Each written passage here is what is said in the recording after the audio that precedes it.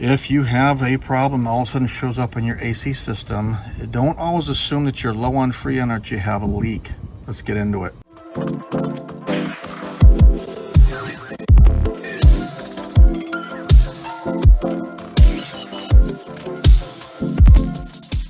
All right, so on this 2016 Jeep Wrangler Unlimited, it's got the 3.6 Pentastar engine on it with the R1234YF refrigerant system. But what we had on this was a progressive loss of the air conditioning. And we kind of defaulted towards assuming we had a leak. So the first thing we did is actually go and hook up our connection to recharge the system. And what we noticed is that there was actually plenty of pressure in the system.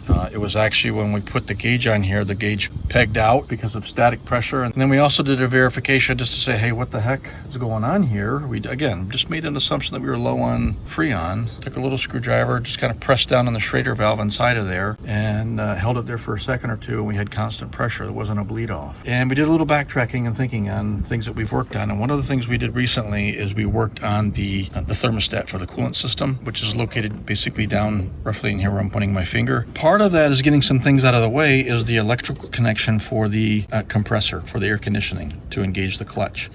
So right down here where I'm pointing my finger at, what we found is that connector had not seated all the way down, and it actually was slowly backing off, and for a period of time was making and breaking connection. So we would have cold air and not cold air, and then eventually none, and it got to the point where that connection had actually worked its way all the way off and was no longer functioning. So the gist of this video is don't always assume that you've got low pressure. Do yourself a favor and make sure the engine's cooled off, because things get really, really hot down in here, okay? All this metal down here is gonna be really hot because you have exhaust manifold down in here and radiant heat that's just coming up in here, baking all the metal. So you wanna be careful, but you can get a long screwdriver and just do a gentle touch down on the top of that connector and see if it moves. If it pushes down, chances are you just have a loose connection. So again, it may not be your solution, your fix. In our case, that's exactly what it was, but it's at least something to check. So the lesson learned here, don't assume it's just always a leak or low Freon.